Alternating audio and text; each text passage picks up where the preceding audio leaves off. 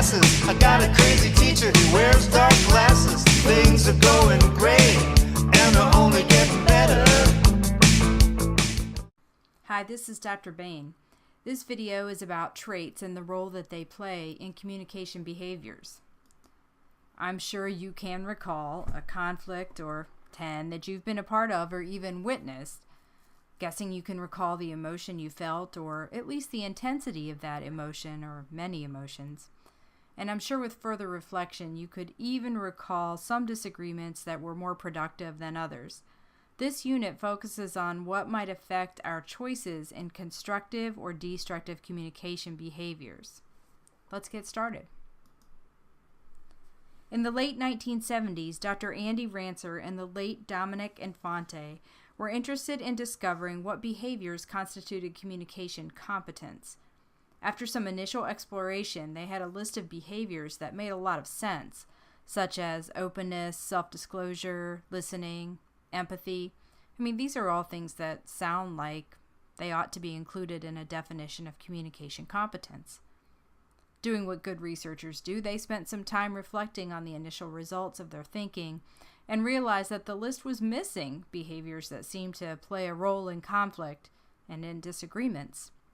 In the process of doing that, Dr. Infante specifically also began to wonder what makes some people more eager to participate in a debate type of conversation and others more eager to avoid it. Hence, a multi-decade program of research was born. A review of the communication literature over the last 35 or 40 years will definitely reveal a lot of research on traits or predispositions to communication. And a lot of this research is published in the name of discovering a cluster of traits that help predict communication. Researchers wanted to understand where they came from and just how do they influence our choice in communication behavior in a variety of contexts. An early definition of trait came from a researcher named Guilford in psychology in 1959, and this is one of the ones that Infante and Rancer used to help them get started in their communication research on competence. Guilford defined a trait as any distinguishable, relatively enduring way in which one individual differs from others. There are lots of these definitions, but this gives you some sense of how trait in psychology is generally defined. One of the things we need to establish before moving forward is the difference between communication traits and personality traits. And they differ on several different dimensions. Here are just a couple of examples. They can be broad or narrow. Personality traits tend to be more narrow, like locus of control. Communication traits tend to be more specific or narrow, like communication apprehension. Their focus could be more about social or interactive, like shyness, or cognitive, like closed-mindedness.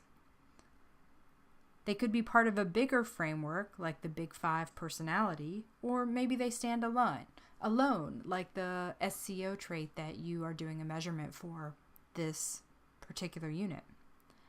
Also, they can differ in how they are measured. You can measure them by observing, or you can measure them by a survey or some kind of internal measurement. Communication trait theorists make some specific assumptions about how traits affect communication behavior, and that's the big distinguishing factor between overall this broad umbrella of traits and communication traits. Given that, it's important to make sure we are clear about the differences between trait theorists and other theorists, which we call situational theorists. All right, let's look at this. Trait versus state. Going back to the definition from Guilford, recall that one of the key words is enduring. The definition was any distinguishable, relatively enduring way in which one individual differs from others. Trait theorists believe that the way people communicate is generally predictable and guided by the communication traits that they have. Though people respond to situations differently, overall the guidance for choosing our responses are going to come from our cluster of communication traits. The flip side of this thinking is that situations or states are better at predicting communication behavior. So that's, if you're not a trait theorist, you might say I'm a situationalist. And they believe that circumstances and contexts are better determinants of our communication behaviors. So it wouldn't be that we would communicate in a conflict with a very assertive, forceful way, not necessarily hateful, but forceful way because of our traits, but rather that the circumstance in which that conflict or conversation was occurring would be the determinant of our choice for communication behaviors. According to the authors, Ranser and Abgis, the ones who wrote the text upon which this lecture is based, there's not terrific empirical support for the situationalist perspective, at least so far. All right, so we've kind of set up trait versus state. We've set up what's our definition of traits, right? Let's talk specifically about what constitutes a communication trait. They are personality-related traits that allow us to predict communication behavior specifically. Infante, Ranser, and Womack defined communication traits as an abstraction constructed to account for enduring consistencies and differences in message sending and message receiving behaviors among individuals. Keep in mind that these are hypothetical constructs. Okay, what's that mean? Well, it means that they are an abstraction that symbolize something that might be hard to sense through our five senses: touch, hearing, seeing. Researchers, particularly in social sciences, create these so that they can better understand and research the ideas they have before them, like what predicts communication behavior. And that brings us to an important piece we need to just touch on, sort of a clarification. Until recently, we haven't had the technology that would allow us to connect emotion or communication to physical activity or even our genes. You've probably always heard of trait as connected to the physical nature of the body, such as eye color. Having the trait for brown eyes means you'll likely have brown eyes, so it predicts your eye color. Communication traits cannot yet be tracked to a point on any human gene, so technically they are trait-like.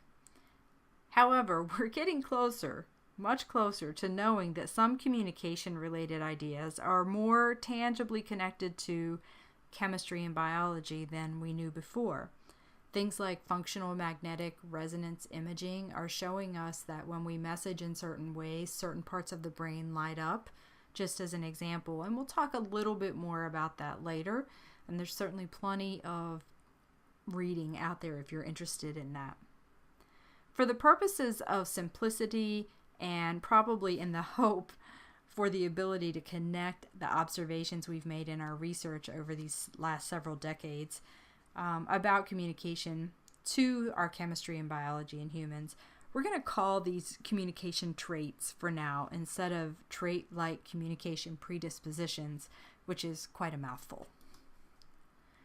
All right, the last thing that Infante and Ranser did to sort of set up the base of, or the boundaries where they would do their research, is put forth a definition of aggression in interpersonal communication. It became sort of the keystone for their research program. And here it is.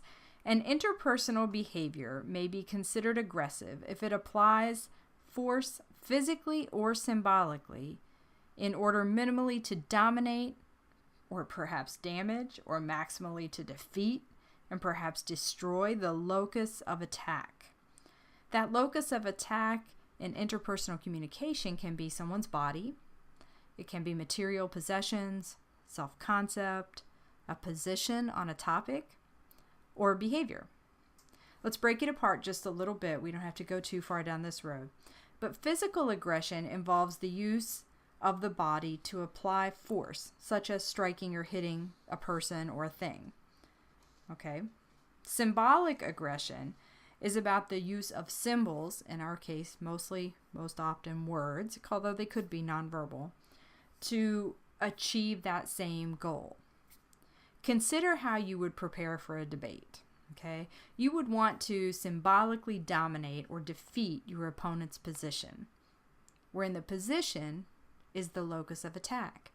So if you are pro-corporal punishment and your opponent is anti-corporal punishment, then your goal is to symbolically demolish or defeat his or her position about corporal punishment. Okay, you can take it another way. Maybe in an emotionally charged conversation between two people at work, the locus of attack might go beyond disagreeing about the evidence or the position, and it goes a little further to personal ridicule. Then the locus of attack becomes the person or the person's self-concept. Obviously, interpersonal aggression can also become physical, as it says in the definition. For our purposes, we're going to focus more on the verbal aggression and hence the symbolic form of aggression. But this is the definition from which we will work. All right. I hope you're laughing at that picture because it always cracks me up when I look at it. Now that we have defined what we have to ask is this: is aggressive communication ever appropriate? Well, the answer to that partially depends on further clarifying our definitions.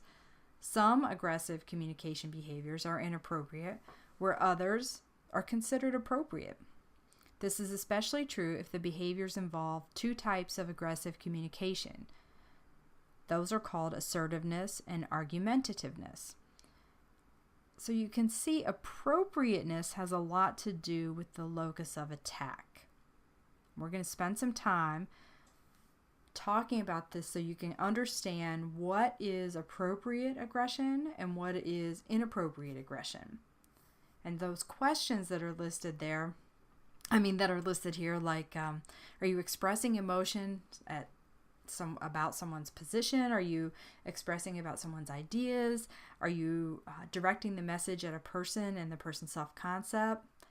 That locus of attack plays a big role in whether the aggressive communication is appropriate or not. That closes up part 1 of the assertiveness, argumentativeness, and verbal aggressiveness video. Let's close up and move on to part 2.